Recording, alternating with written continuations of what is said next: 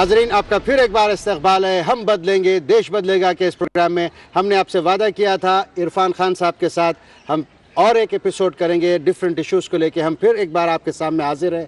इरफान खान साहब, आपका इस्तकबाल है इस एपिसोड में। जो आपने पहले किया था हमने कई इश्यूज़ पे, अब इस एपिसोड में हम बात करेंगे डिफरेंट इश्यूज़ पे। मैं आपसे जानना चाह रहा हूँ, आप कई एग्जीबिशंस किए हैं जी जी जी आपके कार्टून्स के कई सब्जेक्ट्स को लेकर। एक सब्जेक्ट आपका उसमें टेररिज्म भी था जी जी तो जी। और गोधरा पे भी था। मुलायम जी। जैसे लालू प्रसाद यादव साहब की गोधरा को लेकर आपने एग्जीबिशन की थी, उस पर थोड़ा सा रोशनी डालिए। और एक्चुअल में क्या है, मैं हर बार हर साल ऑलमोस्ट जी एक एग्जीबिशन ज़रूर करता हूँ। जी तो जैसे जैसे दौर आता गया जी उसमें जब जैसे लगा कि टेररिज्म का बहुत तेज़ी से मतलब अब तो मतलब ऊपर वाले की मेहरबानी है कि वो दौर उस तरह का नहीं है जी। कि आए दिन बम फट रहे थे, आए दिन कुछ ना कुछ हो रहा था। ऊपर वाले की मेहरबानी है, उस बस तरह नहीं की है हालात। मेहरबानी है। तो और पड़ोसी की भी इनायत है। और थोड़ी यहाँ पे भी है, सब मिलजुल के मामला मिलजुल के सारा हो रहा है। तो इसलिए हम लोग बचे हुए हैं। तो उस टाइम बहुत तेज़ी से था। जी। और एक जो टेररिज्म था एक्चुअल में, वो मैंने उसमें ये दिखाया था कि अमेरिकन टेररिज्म उसको लेकर के, मतलब कि एक जो इराक के ऊपर जो किया गया, जाके पकड़ा, उसका गला दबा दिया, है ना। और सद्दाम के साथ में जो किया गया उसका बिल्कुल सुनवाई भी नहीं की गई और उसको मार दिया गया। अब लीबिया में जिस तरह से लीबिया वाला जो हुआ है, तो दिस इज़ ऑल्सो टेररिज्म। मैंने उसको उस नज़रिए से देखने के बाद में वो एग्जीबिशन मैंने की थी। तो उसमें मैंने लादेन को भी दिखाया था और जॉर्ज बुश को भी दिखाया था। तो दो part of both are the part of terrorism. दो टू फेसेस थे इस तरह के। एक पॉलिटिकल था, पॉलिटिकल भी नहीं बल्कि दादागिरी वाला था पूरा, और एक ऐसा था जो छिप करके और उसमें जो बिल्कुल जो बेगुनाह जो लोग हैं वो मारे जा रहे हैं, वो मारे जाते हैं जिस किस्म का, वो उसकी बिना परवाह किए हुए विदाउट फेस, वो लोग अपने उसके लिए दहशतगर्द, अपनी दहशत फैलाने के लिए, वो उसके बदला लेने के लिए वो कहते थे हम उनसे बदला ले रहे हैं, जबकि वो लोग डायरेक्टली टारगेट नहीं होते थे, इनोसेंट लोग मारे जा रहे थे उसमें। आपने गुजरात पर भी और फिर मैंने गुजरात उस टाइम फिर मैंने 2002 में जब मैं उससे बड़ा हर्ट हो गया, मैंने देखा कि इसमें गवर्नमेंट मशीनरी इन्वॉल्व है। Gujarat state government directly involve हो रही थी। मतलब कि आप देखिए कि एक किसी का सीएम तो किसी कौम का नहीं होता ना, नहीं, वो तो सबका, वो तो सभी का होता है। होता है। अगर आदमी पिटेगा मरेगा तो किससे कहेगा जाके? अगर वो चिल्ला रहा है और आप उसकी तरफ नहीं देख रहे हैं, उसको पिटने दे रहे हैं, तो इसका मतलब आप भी इन्वॉल्व हैं इसके अंदर। आप आज नरेंद्र मोदी कहते हैं कि सद्भावना, मैं सबको लेकर चलूंगा, 6 करोड़ गुजरातियों की आवाज़, वो एक अलग बात है, क्योंकि वो पॉलिटिकल उन्होंने उसको अपना बना के ग्राउंड तो उन्होंने अपना बना ही लिया है। अब वो उसको शायद सोचते हैं कि लोग भूल गए हैं, लेकिन जब तक वो ये जिम्मेदारी नहीं लेंगे कि गवर्नमेंट को अपना रोल पूरी तरह से अदा करना चाहिए था, तब तक तो ये वाली बात बनेगी नहीं। लेकिन वो बोझ रहेगा जी, और वो जब तक हल नहीं होगा तब तक वो खुद उस पर मैंने एक एग्जीबिशन पूरी की थी। उस टाइम मैंने बहुत कार्टून्स बनाए थे नरेंद्र मोदी के ऊपर जी। और अभी भी जब भी मुझे मौका मिलता है तो मैं ज़रूर बनाता हूँ, क्योंकि वो एक फेस जो मैंने उनका वो देखा हुआ है, मैं उसको भूल नहीं पाता हूँ बिल्कुल भी। और मुझे लगता है कि अगर वो उनकी गवर्नमेंट, उनकी पुलिस उस टाइम बिल्कुल न्यूट्रल होकर काम करती तो ये शायद ना होता। ये 1500-1600 लोग जो बेगुनाह मारे गए वो नहीं होता। एक बिल्कुल रेडिकल जैसे नहीं होना चाहिए था वो हुआ। लेकिन फिर गुजरात को ये भी एक नज़र ये भी देखा जाता है कि डेवलपमेंट वहाँ हो रहा है, और जो है डेवलपमेंट की दुआई हमेशा दी जाती है। क्या डेवलपमेंट इतना ज़रूरी है कि हम जो है इंसान की सिक्योरिटी को, उसकी आस्था को मिटाकर? गुजरात में डेवलपमेंट कब नहीं रहा है बताइए? गुजरात तो आज से थोड़ी है, गुजरात तो शुरू से ऐसा है। वहाँ की तो ज़मीन में ही है। हिंदुस्तान में सारी जगह पर डेवलपमेंट चल रहा है। कहा जाता है वहाँ तो रिचेस्ट लोग जो हैं वहीं रहते हैं हमारे यहाँ के। वो मोदी जी की वजह से थोड़ी हुए हैं, वो तो पहले से ही ऐसे रहते हुए लोग हैं। लेकिन ये है कि उन्होंने उनका एक पॉजिटिव वो है कि उन्होंने वाकई में वहाँ पर अभी जो काम किए हैं, मतलब सफाई ये वो इसका वो काफ़ी उसको मेंटेन, वो शायद वो कोशिश कर रहे हैं कि वो जो पुरानी चीज़ें हैं वो उससे, लेकिन वो आप जैसे कह रहे हैं कि वो मुमकिन नहीं है जब तक कि उसका जो है पूरी तरीके से वो पूरे ओपनली आना पड़ेगा ना। देखिए और भी जगह हुआ ऐसा, तो उसके लिए माफ़ी मांगी लोगों ने, कहा इसको कि हाँ भाई ये गलती हुई थी। उन्होंने आज तक शायद ये वाली बात मुझे नहीं लगता कि कभी कही है। ये हमारी गवर्नमेंट ने इसको ठीक से हैंडल नहीं किया, कभी भी एक्सेप्ट नहीं। मीडिया बहुत कोशिश किया वो बात को उनसे निकालने की, लेकिन निकली नहीं। लेकिन अब हम जरा हट कर बात करते हैं। जैसे ये प्रोग्राम है हम बदलेंगे देश बदलेगा, देश की जो जनता है हम ये कहते हैं कि भाई देश की आप जिस तरीके से कार्टून बनाते हैं, देश की आवाज़ को लोगों तक पहुंचाते हैं, तो देश में जो इश्यूज़ हैं जैसे हेल्थ के इश्यूज़ हैं, माल न्यूट्रिशन से लोग मर जाते हैं जी, और जो है तरह तरह की नेचुरल कैलामिटीज़ में घिरे जाते हैं। तो हम कहाँ तक हम कामयाब हैं या हम क्यों फेल होते हैं हमारे आम आदमी को या इंसान को इन चीज़ों से बचाने के लिए? जब इतना रिच माना जाता है, इतना डेवलपिंग नेशन है, उसके बावजूद हम बेसिक नेसेसिटीज़ प्रोवाइड करने में फ़ेल होते हैं। बेसिक इन द सेंस पानी नहीं बराबर नहीं मिलता है उनको, जो है शेल्टर बराबर नहीं है, उनकी हेल्थ बराबर नहीं है, औरतों की ज़रूरतों को पूरा गांव परेशान हाल हैं लोग। करप्शन उसके पीछे, सबके पीछे करप्शन है। आप देखिए लोग जो प्लानिंग इतनी होती है, आप देखिए कहाँ तक पहुँचती है लोगों के पास में।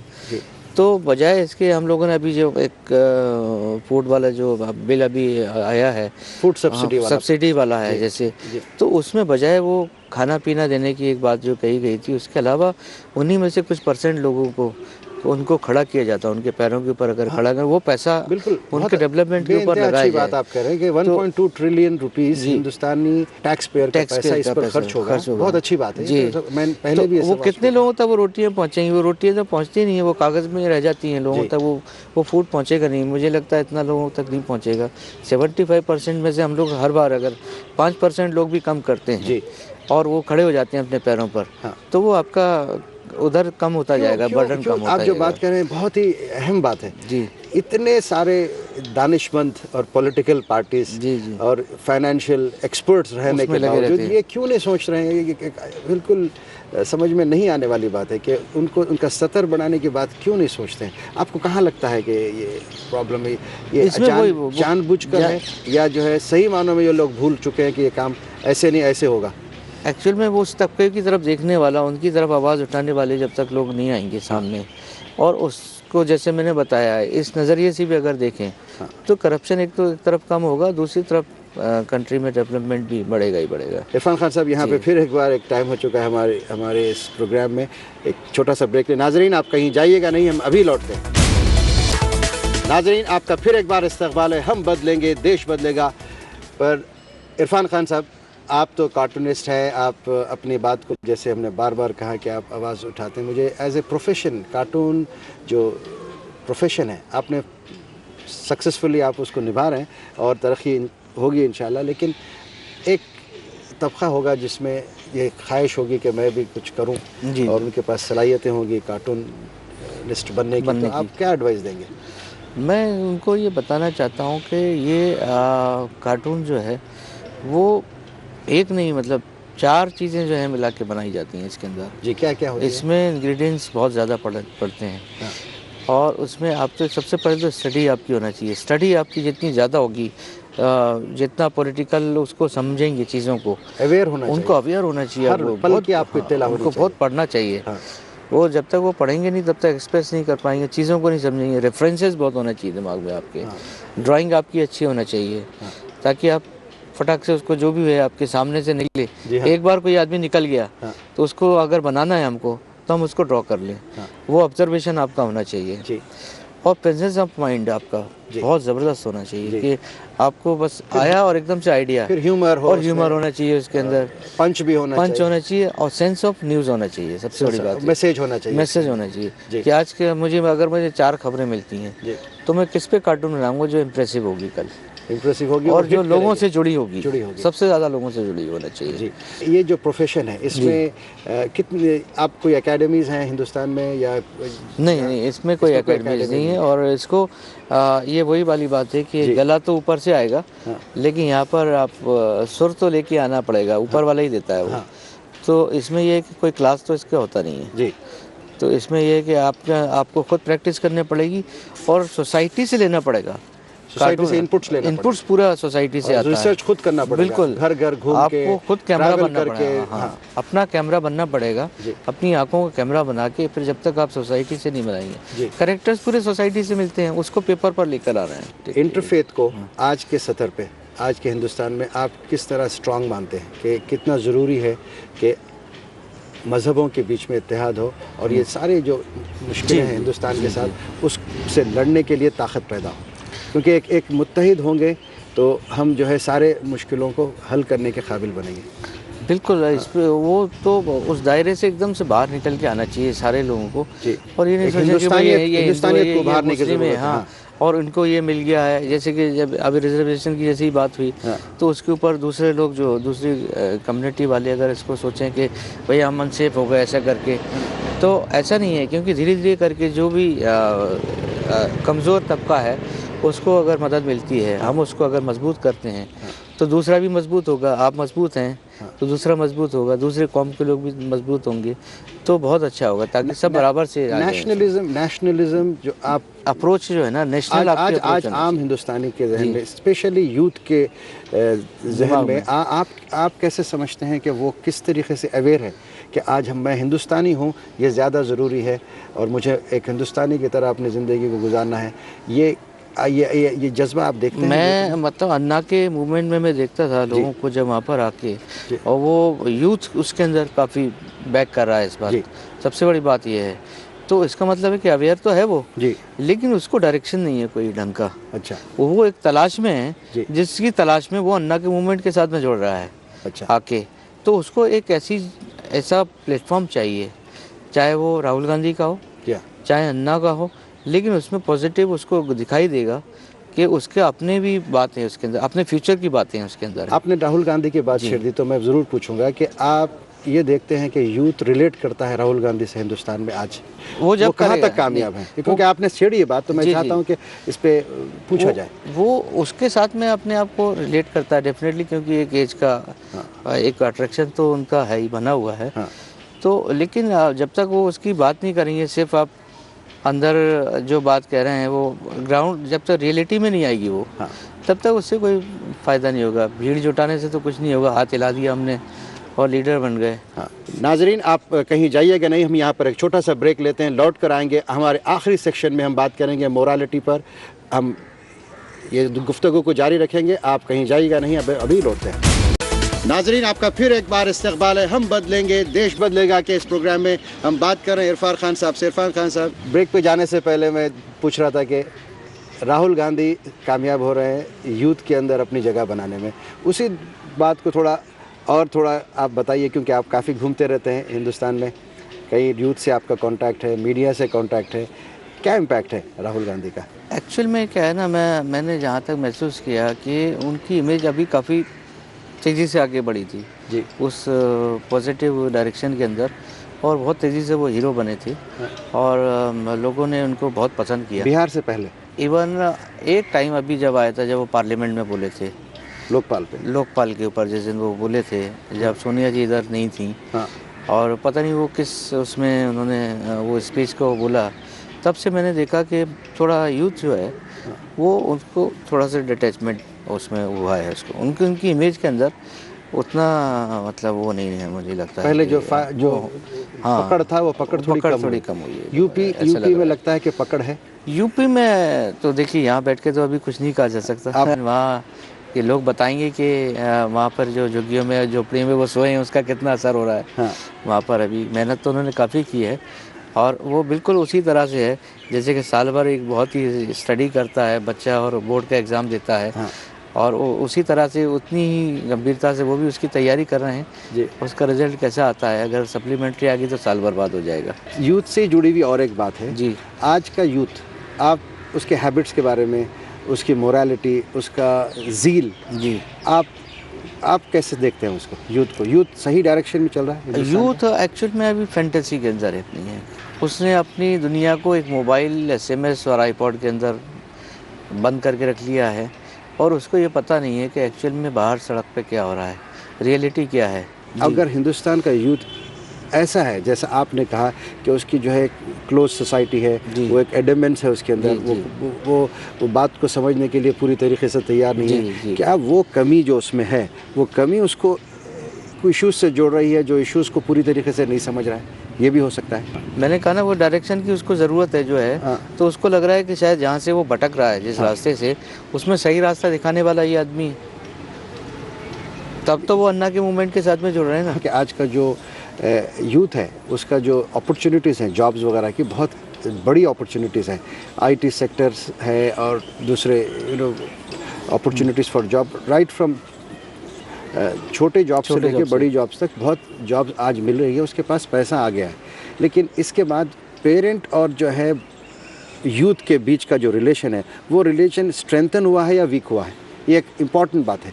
वो दो देखिए अलग अलग जगह की बात है। मेट्रो सिटीज़ में अगर आप देखेंगे तो मुझे तो लगता है कि काफ़ी बड़ा है लोग, वो कम नहीं हुआ है, बल्कि पेरेंट्स के साथ में बच्चे अब काफ़ी जुड़ रहे हैं। अच्छा, क्योंकि वो एक अकेलापन जो है वो एक तो सोसाइटी में आ ही रहा है। आप देखिए कि वो मैंने कहा ना कोई दायरा उनका एकदम से सिमट गया है।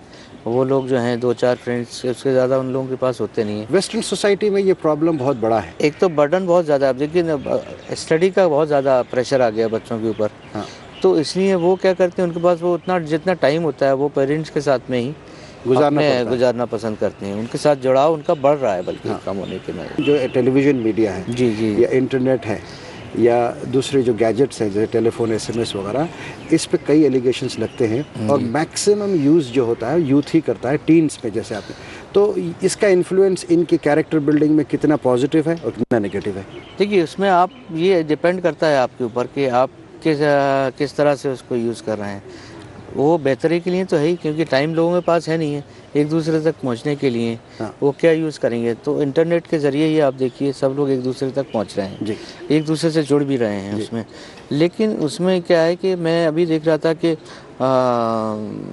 किसी ने मेरे पोस्ट के ऊपर लिखा कि जो है राहुल गांधी और जो है सोनिया गांधी को तो बम से उड़ा देना चाहिए। अरे इसको कौन मतलब देखेगा?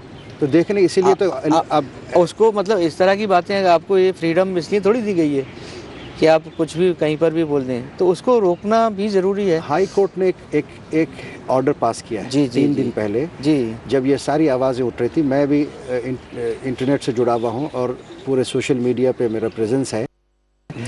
हम देख रहे हैं कि वहाँ पे रिलीजियस वायलेशंस होते हैं, रिलीजन के ऊपर लांछन अटैक करते हैं, पॉलिटिकल अटैक्स होते हैं और हत्ता के ऑब्सीन किस्म का मटेरियल भी लोड किया जाता है और हैक करके किया जाता है। तो अब यहाँ पे दो प्लेटफॉर्म्स है। एक प्लेटफॉर्म है मीडिया का, लिबर्टी को कितना और फ्रीडम ऑफ स्पीच को कितनी तरीके से उसको मजबूत बनाना चाहिए। दूसरी तरफ जो आपने कहा कि भाई आपकी लिबर्टी को कितना ज्यादा आप वो लोग मिसयूज कर रहे हैं। आप देखिए ना, उसको कंट्रोल तो करना पड़ेगा।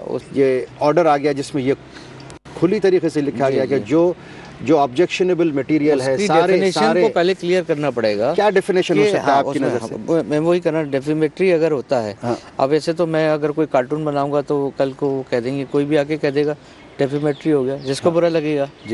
तो आज कल को आके कोई भी आदमी किसी भी बात को डेफिमेट्री कह दे, ये भी ठीक नहीं है। और रेसिस्टेंस बिल्कुल फेसबुक की तरफ से भी आ रहा है, ट्विटर की तरफ से वो ज़रूरत भी है और ये भी है कि उसको रोकना भी ज़रूरी है। आपकी नज़र से कैसे तरीका क्या हो सकता है रोकने का? जितने भी आप फेसबुक और गूगल वाले ये इस बात को बहुत अच्छी तरह बता सकते हैं, क्योंकि जहाँ उन्हें रोकना होता है वो तो रोक लेते हैं।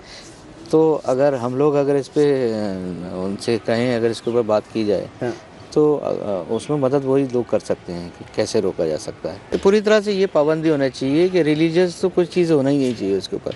किसी भी रिलीजन के बारे में आप कोई कमेंट करें वो एकदम से उसको हटा देना चाहिए से। टीवी पे जो लाइव शोज़ है या सोशल इश्यूज़ पे प्रोग्राम्स होते हैं, ऑब्सीन किस्म के कंटेंट उसमें आ रहे हैं। रियलिटी शोज़ का जो चलन है वो किस हद तक जो है हमारे यूथ को सही बना रहा है या बिगाड़ रहा है? देखिए हमारे इसमें सूचना प्रसारण की अपनी कमेटियाँ हैं जो बाकायदा इनको देखती हैं, और जब भी कोई इस तरह का प्रोग्राम आता है उस पर ऑब्जर्व किया जाता है। तो उसमें बहुत सारी ऐसी चीज़ें आई हैं कि जिनके ऊपर एतराज़ किया जाना चाहिए और उनको रोकना चाहिए। तो हो सकता है कि वो देर सवेर इस बात को देखें, और मुझे लगता है ऐसी चीज़ों को रोकना चाहिए। आप कह रहे हैं रोकना चाहिए, मैं भी समझता हूँ कि इस पर अंकुश लगना चाहिए। कानून कह रहा है कि अंकुश लगना चाहिए, गवर्नमेंट भी कह रही है अंकुश लगना चाहिए। लेकिन एक सवाल बहुत बड़ा ये है कि ऐसे ही प्रोग्राम टीआरपी में सबसे ज़्यादा देखे जाते हैं। ये क्या मैसेज है? तो क्या इंडिकेशन देता है कि ये ऐसे प्रोग्राम क्यों पॉपुलर होते हैं, जबकि उसमें वैल्यू नहीं है, कंटेंट नहीं है, और जो है मोरालिटी से घिरे हुए उसमें इंडिकेशंस मिलते हैं? सोसाइटी को इसका बहिष्कार करना चाहिए। एक तो चैनल है पूरा वो ऐसे ही चलता है जिसको पूरी तरह से बंद कर देना चाहिए, तो वो देखना ही नहीं चाहिए उस चैनल को। आपने तो एक प्रोग्राम की बात कही है कि इस तरह के रियलिटी शो आ रहे हैं, एक चैनल तो पूरा दिन भर यही सब दिखाता रहता है, फिर भी वो चैनल चल रहा है। एक तरफ गवर्नमेंट ये कहती है कि सोशल मीडिया में ये इन चीजों को बंद किया जाए, दूसरी तरफ वही इतना बड़ा परमिशन दे रहा है, तो फिर ये डबल स्टैंडर्ड्स, ये प्रॉब्लम है। सोशल मीडिया पे तो आप जब जाएंगी जब तो मैसेज गलत जा रहा है जी, मैसेज हमारी गवर्नमेंट की तरफ से भी गलत जा रहा है। गवर्नमेंट को तो स्ट्रिक्टली एकदम स्टेप लेना चाहिए, पहले तो ये बंद करे ना, शुरुआत तो करे कम से कम। अब मुझे बताइए कि कार्टूनिस्ट का ये रोल भी होना चाहिए कि वो किस तरीके से बात को पॉजिटिव तरीके से पेश करे, जो अच्छे काम होते हैं समाज में, तो वो कैसे होंगे? मैं तो यही कहता हूँ कि कोई भी बात हो उसको पॉजिटिवली वाकई में देखना चाहिए, और जो नेगेटिव चीज़ें हैं उसको हटा के हाँ और प्रमोट करना चाहिए पॉजिटिव चीज़ों को। तो मैं कोशिश करता हूँ कि कई बार ये हर जगह ये कि हम नेगेटिव ही देखें। हाँ। कई बार होता है, ऐसा होता है कि पॉजिटिव कार्टून भी बनाते हैं। आप हमारे नाजरीन के लिए एक छोटा सा आप अगर खाका बना सकते हैं, कार्टून बना सकते हैं जो मोरालिटी इन पब्लिक लाइफ के बारे में हो, तो अगर बना सकते हैं तो मेहरबानी होगी। इरफान खान साहब, आप हम इस प्रोग्राम को यहाँ पे ख़त्म करेंगे। आपका ये मोरालिटी पे जो कार्टून आप बना रहे हैं उसको देखेंगे नाजरीन। इरफान खान साहब यहाँ पर हमारे लिए एक कार्टून बना रहे हैं जिस पे वो मैसेज देंगे यूथ को और आम हिंदुस्तानियों को कि भाई मोरालिटी क्या होती है, और उसको बचने के लिए और समाज में एक पॉजिटिवली अच्छे एथिक्स और वैल्यूज़ को किस तरीके से पेश करना चाहिए।